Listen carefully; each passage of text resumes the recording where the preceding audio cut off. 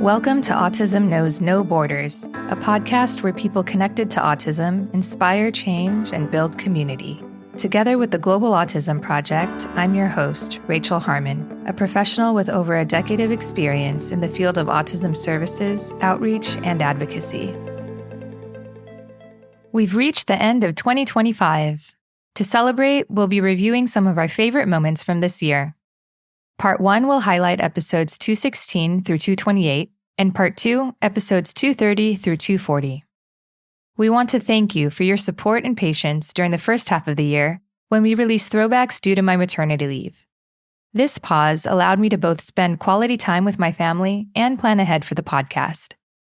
I was eager to jump back in last summer with our new Autism Tips and Tools segment, hoping that these bite-sized episodes would bring you helpful strategies that you could implement right away. In September, we relaunched Autism Knows No Borders with our regularly weekly schedule of brand new episodes, and with them, new perspectives on more important topics related to autism. If you've been with us for a while, this 2025 recap will bring you back to each of our guests' heartfelt stories. And if you're joining us for the first time, welcome. This should give you a good idea of what Autism Knows No Borders is all about. In this episode, discover what's possible when a fresh start brings new perspectives. And now, I present you the Global Autism Community. In episodes 216 and 218, we welcomed back Eileen Lamb, an autistic self-advocate and mother, to give us an update on her family and advocacy work. Eileen is a writer, photographer, podcast host, and the founder of the Autism Cafe, a blog with articles and resources for other parents of children on the spectrum. Here's Eileen explaining why the social model of disability doesn't apply to her son, who has profound autism. First of all, profound autism is not in the DSM-5, but it is recognized by the Lancet Commission and the CDC reports on profound autism prevalence. So even though it's not a diagnosis quite yet, it's still very legit and recognized as a term to describe autistic people who are above 8 and who have an intellectual disability, as well as level 3 autism, to make it simple and challenging behavior. So it's really to categorize autistic people with the most severe needs, like my son, Charlie, who requires 24/7 support to just stay alive and safe. Mm-hmm. So what do you say to people who argue that saying profound autism can maybe diminish some strengths? It's kind of reminds me of high functioning and low functioning in those terms. I mean, I say come spend 1 hour with Charlie and you'll change your mind really quickly. I mean, obviously I love Charlie with all my heart. There are, however, so many more struggles than strengths. Charlie is very sweet, but my life when I'm with Charlie is 24/7 attention, care, just to keep him safe. Like I said, it's cleaning poop off the walls. It's hiding any little item so he doesn't swallow them. It's making sure he doesn't run away in front of cars, and, his self-harming behaviors and aggression and intellectual disability. So you can't teach a child with an intellectual disability, as it's a lot harder than teaching a child without an intellectual disability. And I think it's really important that we use the right terms to get the right services, but also because it's so difficult when you hear about autism in the media and you have autism like me, speaking to you, able to be on a podcast, and then you have Charlie, which I just described. It's one term to describe things that are honestly completely different on a lot of aspects, It's very important so we get the right services. And also, to me, the more we talk about the strengths of autism, it's great. We need to do both, don't get me wrong. But it makes it harder to get the services, because why would we need services and support if autism is such a superpower and strength, right? So we need to be sharing the hard parts too. If I say Charlie has autism, it doesn't tell you much. Right? Yeah. If I say he has profound autism, now you can kind of picture what I'm talking about. Mm-hmm. Right. And even within the autism that's not profound, there's so much variability in needs. What do you think about when the DSM kind of grouped everything under the same umbrella? Do you agree with that? No, I think that was a big mistake personally. And I wish that it was not done.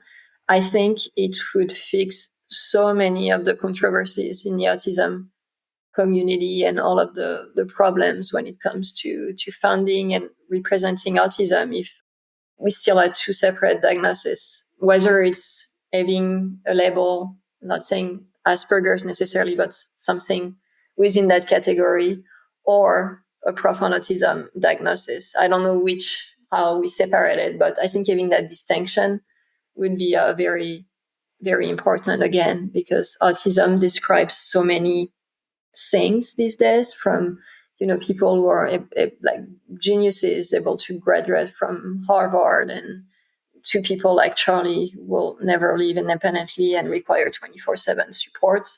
I think the spectrum has become too broad.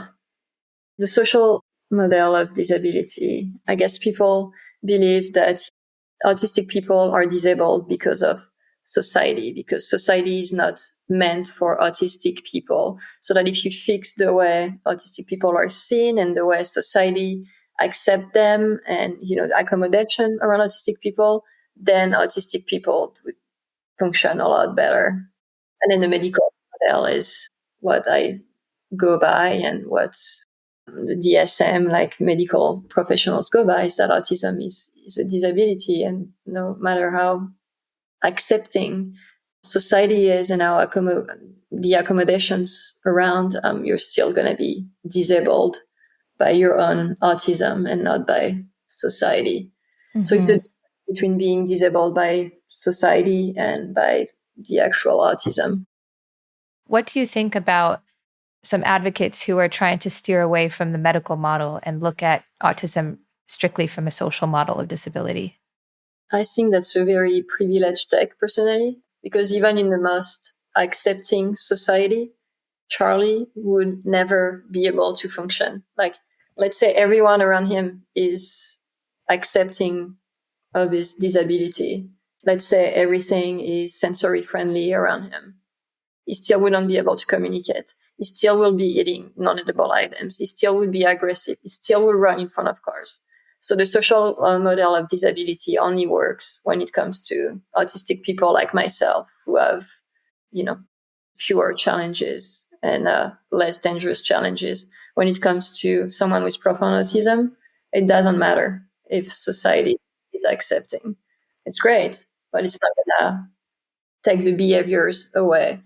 He's still gonna wander away. And if there is a pound, you see those stories every summer, right, of autistic children who run away and then sadly often end up drowning in a body of water nearby.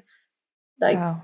That still would happen. These are like real things that are more common with autism. Like drowning is the number one cause of death in autistic children. Oh, wow. And society being accepting of that, it's not going to make it easier. So it's great in theory and on paper, but it's not realistic. Again, I believe the social model of disability only applies to the higher functioning individuals. In episodes 220 and 222, I was joined by Dr. Stephen C. Hayes. Stephen Hayes is a clinical psychologist and researcher, the originator of acceptance and commitment therapy and relational frame theory, and a co-developer of process-based therapy. He has spent the past 4 decades studying how to ease human suffering and empower people towards a life based on their own values. In this clip, Stephen talks about how ACT can help autistic people, using someone who might be bullied at work as an example. Well, immediately I start thinking of, when people are bullied, let's say there's different features of it. Sometimes people are really crossing a line. They're doing things that are even illegal or not to be supported. Often it's more subtle than that, and it's social. Well, can we help people with the supports they need to feel supported and included in environments in ways that fit with who they are.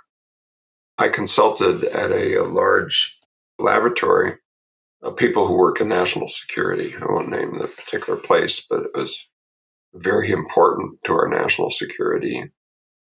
And quite a number of people there are on the spectrum, and they bring some serious skills of being able to sit in front of that monitor and do this kind of task and do it with great attention and so forth. But then also feel, when they walk out to the lunchroom, excluded and pushed to the side or ignored. Can we help create a sense of community and connection? And I think that's what's often happened in the neurodiversity community, is that we have built a place where people can be themselves in virtually and sometimes physically. So take that as an example. Even the very idea of doing that might mean opening the door. Does anybody else feel this way? That may be a hard conversation to have. And the opportunities to engage in it may be very limited, and they may require some skills and things. Can we help people self-advocate for what they really need? And let me just say this, the self-advocacy, my last PhD just landed. I did 57 my whole career. My last one was, it was filed, I think, a month ago, Stu Law. He was in the behavior analysis program here at UNR. I was both in behavior analysis and in clinical. And he's doing work on relational abilities and verbal abilities that undergird self-advocacy. And so he's interested in things like, how can we create a world in which people have the dignity of risk, and you can make choices that, the in loco parentis way of thinking about persons wouldn't necessarily lead to. If somebody wants to do a bar crawl, nobody should be saying to an adult who can make choices like that, no, you can't, or have children, or marry, and people have taken it on themselves, professionals and systems have taken it upon themselves that it's okay to take away freedoms like that, and it's not.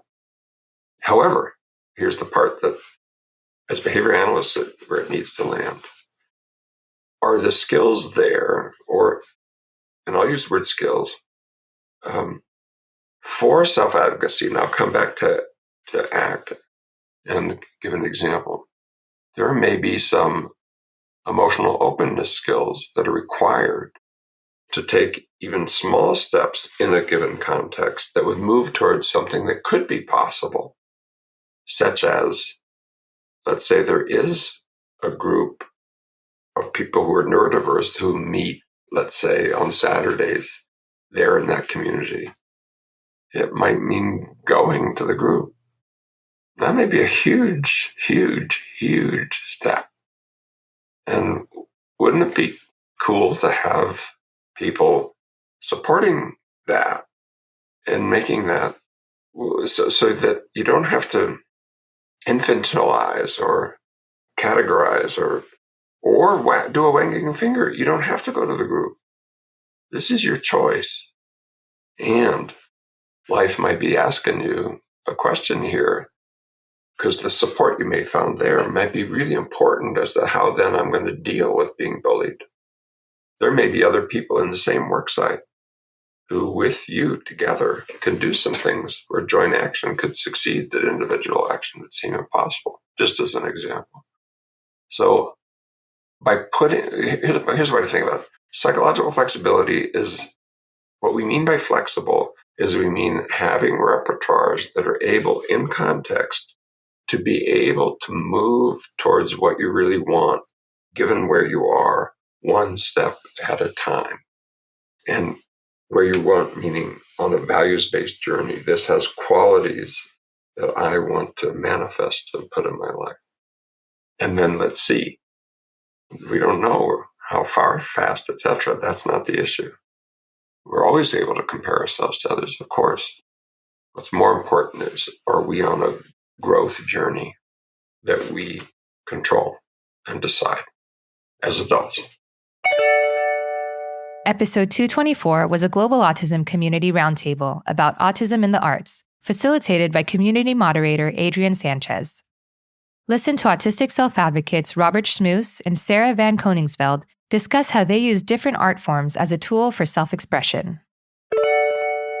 Well, I feel that the arts have been a great asset because it helps us to really express ourselves and express the things that we've been going through. It's been a great outlet for expression and even communication because, there's many of us who have difficulty with expressing how we feel and expressing our emotions in a communicative way. However, using things such as the arts, whether it be digital art, performing arts, or painting, what have you, has been something that's been helping with expressing ourselves, and it has been a very therapeutic. Oh, yes, I agree. In my opinion, there have been a lot of instances where there is visual representation. Posters are used for emphasis to get the attention of members. Words on a quick post might be hard for someone with dyslexia or other reading disabilities to comprehend instantly. And in this instance, memes, emojis, and GIFs are often used to indicate understanding. After all, a picture is worth 1,000 words. What are your opinions, Sarah?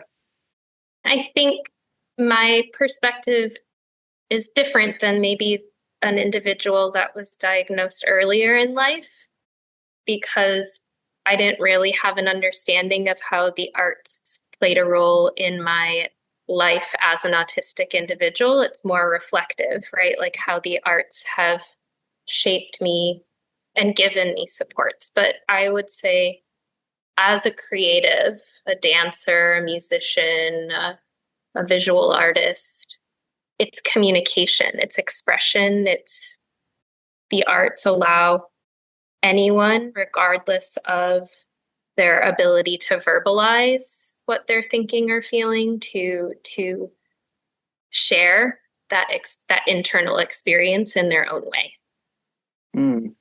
Oh, yeah. After all, we are the drivers of our own art in order to drive what we see and hear. How about you, Rachel? How have the arts been a great asset for our community? Well, I'm just thinking, related to expression and the fact that art is subjective, I think it leaves a lot of room for creativity in the sense that there's no wrong answer. Like, there's no right or wrong way of doing anything, really. I mean, maybe you can be technical and say that, if you follow this kind of training, then you'll be more precise with your method, whether that's visual arts or dance or music or whatever.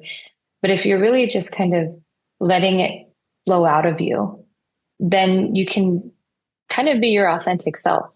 And I think that can be really freeing for people. Oh, yeah. There are a bunch of arts that allow you to have your own controls and engaging in that kind of activity. In my opinion, if you're working with creative software, there's a bunch of tools you actually have to learn in order to get attention to detail correctly. And I feel like it's actually helped me to get familiar with knowing how all that stuff goes if I ever find myself having to work in a studio. But so far, I feel very smart and intelligent when explaining this. So that's very good. What do you feel when you engage in artistic activity, Bob? Well, when I engage in artistic activity, for me, it really gets me feel grounded. It helps me to feel calm and safe, and it helps me to really just feel like a strength in myself, confidence in myself, and just a sense of calm and a sense of grounding and being present. And it helps me to, like I said, express myself, and that's very helpful for me. Yeah, I understand the feeling. I mean, before the actual activity for myself, I would daydream about the inspiration for the project. Afterwards, I draw up the masterpiece piece by piece until it's complete. In creative software, for instance, the piece by piece is actually layers that you're adding over and over so you'll know what parts are separate from the other, and that just makes the organization easy. I am in the zone to add attention to details while navigating the tools in digital software, but it's all worth it in the end. And how about you, Sarah? What do you feel when you engage in artistic activity? Is very much my special interest. And so once I start, I don't want to stop. So whether it's a painting, movement, or sometimes I don't make music as much. I haven't practiced any instruments or vocals in many years, but even when I get into listening to music, I just get lost in it. It fills me up. I'm forgetting the word for it, but I see music. I can see music as colors and shapes, and that inspires a lot of my movement or my painting. So even when I used to create dances, I could see them before I actually moved them. And so it's a really multidimensional experience. Yes, synesthesia. Thank you, Rachel. I was like, I was going to say interpretation. Yeah. So synesthesia is just the my brain thinks in that way when I hear music. That's even how I remembered music. Learning instruments was to see the notes, not on the paper, but actually moving. Wow. Yeah. So I could memorize from sheet music, but there's always just been something really special about creativity for me and the arts in that way. And so I get lost in them when I'm engaged in my creative practices. Episodes 226 and 228 feature Dr. Shelby Dorsey. She's a board-certified behavior analyst, a late-diagnosed autistic ADHDer, and the mother of 2 neurodivergent children. Here's Shelby explaining her approach to practicing what she calls, quote, safe ABA. I like to operate on what I call a mood scale. And so happy, relaxed, engaged is where learning occurs best. I have a couple of t-shirts that say that at the SD store. So if we're doing skill acquisition, then I want the client to be happy, relaxed, and engaged. If that's what we're doing, skill acquisition. Any intervention, any program, any procedure that takes them out of HRE, it's not going to be safe for skill acquisition. Why? Because I know that learning occurs best in HRE. Now, can we keep a client in HRE for their whole life? No, but not everything is direct learning, like direct teaching, like we do in ABA. So what that may look like for my client is when my client starts getting agitated or aggravated, I have some behavioral definitions that my RBT can say, okay, when the client starts, my oldest daughter does this thing with her eyebrows where she will squinch them up and go back, like up and down. And she's starting to get agitated when she starts having facial tics. I've noticed so many clients have like a grimace, or they might bite down on their teeth hard. They may stim more when when they're having like a reactivity to an input of some sort. And so when you see that, that's when I want to analyze the behavior in that moment. I never want it to get over and above.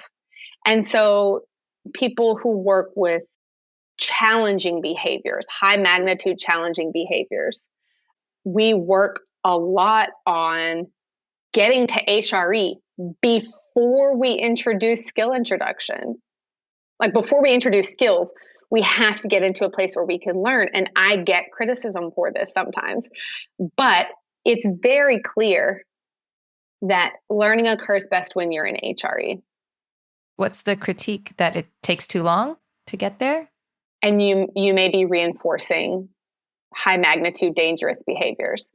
But my argument is, but we're not. We're taking data on those behaviors. So if they're increasing, we need to reevaluate how we're reacting. But if that looks like for 2 weeks, a client comes in, sits on a beanbag, and does preferred activities until we can get into HRE to get skill acquisition, that's okay. I'm not in a rush. ABA is not fast. I tell every parent, I tell every RBT, I'm not quick. This isn't fast, and I won't push fast, but it is specific. It is, are we here? And so I will also ask when I'm doing an intake or an assessment, what do they like to do the most? What can they sit and do for hours? And with some clients, it's iPad. Okay, well, let me watch them on the iPad. What does that look like for them? What does HRE look like for them? I had this client who had cards, and they would just like shuffle the cards in their hand, hours. And so parents wanted me to like come in and take the cards. I'm like, not a chance. And here's like just a funny tidbit, or at least I think it's funny. When I started like really pushing this, when I got my confidence behind me as a clinician and was like, no, I don't do response cost. I don't do punishment procedures. My RBTs don't put their hands on my clients. And I work and have worked with high magnitude, severe behaviors, eye gouging, self-injurious head banging. There are ways to address those behaviors without putting a child in a hold. And one thing that I say is over my dead body. And I got some criticism for that, of saying like, Shelby, like, don't say that. I'm like, that's how serious I want you to know that it is that I'm not letting you touch my clients unless I'm gone. And like, once I started really pushing it, everybody's like, okay, well, I don't really believe that you can get this behavior decreased without a hold. And I'm like, I don't need you to believe it. I'll just do it. And then there we go. We're both happy. And now the kid's not eye gouging, and it works, but it is slow, and you do have to work in stages. And so, watching the cards, watching stimming, watching iPad, and seeing that reinforcement and then defining what HRE looks like is so powerful. But I tell this to parents, I tell this to RBTs, if I was working on something and all of a sudden somebody grabbed me up, held me against my will, and when I start trying to get out, they say, calm body, calm body, Shelby. That would make me go harder. Yeah. Restricting me doesn't make me calm down. And it doesn't really anyone. If you just grab up a kid, a neurotypical, anybody, everybody's kind of like, what are you doing? Yeah. And I don't think that because autistic people sometimes don't have the same social reciprocity, that clinicians will not acknowledge that nobody wants to be grabbed up. Mm-hmm. So let's not do that to anybody. And so I also have this clinical rule, like, if you wouldn't do it to me, don't do it to my client. And that concludes part 1 of our 2025 highlights. If you haven't already, be sure to subscribe and come back next week to finish this year with part 2 of our highlights. Thanks for listening. Take care.